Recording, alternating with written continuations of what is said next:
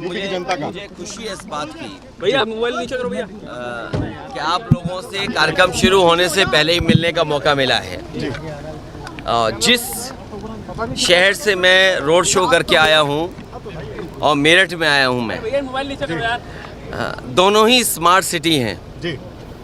सरकार को बताना चाहिए कि स्मार्ट सिटी में इन्होंने क्या काम किया है। जो स्मार्ट सिटी के मानक हैं, क्या ये दोनों शहर उस पर खरे उतरे हैं? दोनों मेयर सीटें हैं। हालांकि पिछली बार वहाँ बीएसपी का था, उससे पहले भाजपा रही है।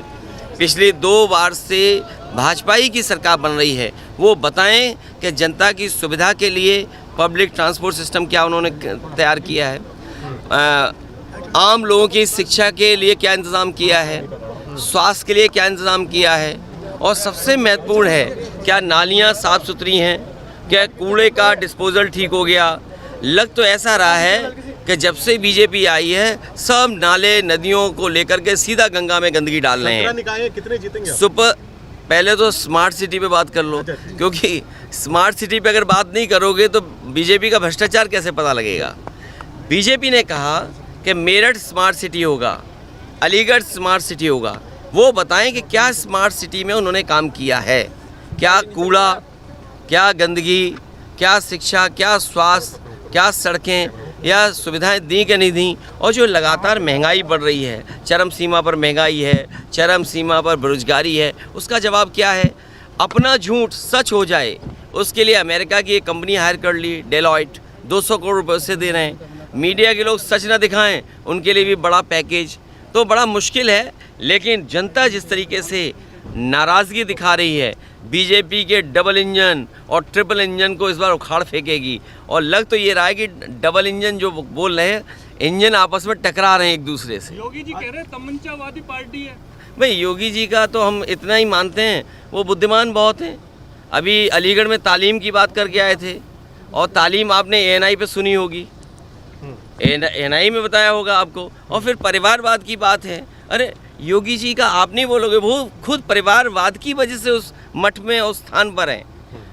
मुख्यमंत्री जी बीजेपी के लोग ये ना भूल जाएं, वो जिस स्थान पर बैठे हैं, अगर उनके परिवार के लोग ना बैठे होते तो शायद मुख्यमंत्री जी उस परिवार की वजह से ना बैठ पाते। और फिर जैसे मेरठ जैसा शहर है, सरकार बताए कि कितना टन प्रतिदिन कूड़ा निकलता होगा, इस कूड़े का डिस्पोजल क्या है, जो पब्लिक ट्रांसपोर्ट उसका सिस्टम क्या, धूल धक्कड़ उड़ रहा है, नालियाँ भरी पड़ी हैं, गंदगी भरी पड़ी है। बीजेपी बताया उन्होंने स्मार्ट सिटी के लिए क्या किया है।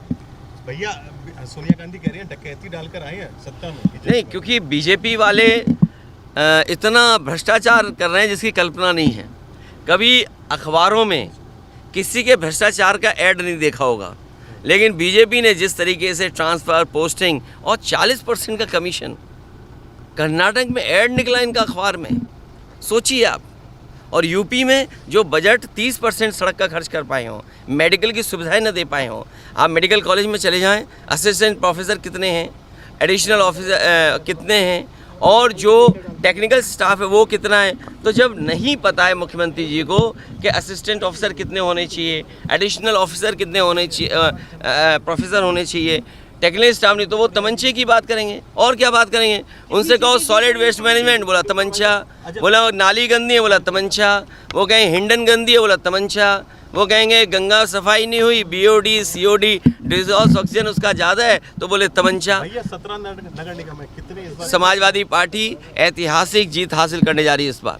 मेरठ में अभी तक सपा का मेयर नहीं बना है, अब की बार क्या रणनीति है? मुझे लगता है कि इस बार मेरठ की जनता समाजवादियों को आशीर्वाद देने जा रही है।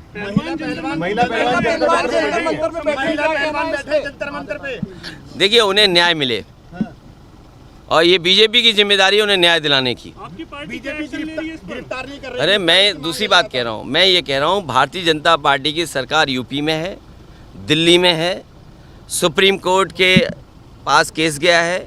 मुझे उम्मीद है कि सुप्रीम कोर्ट के निर्देश के आधार न्याय मिलेगा, और बीजेपी की दोनों सरकारें उन्हें न्याय मिलना चाहिए।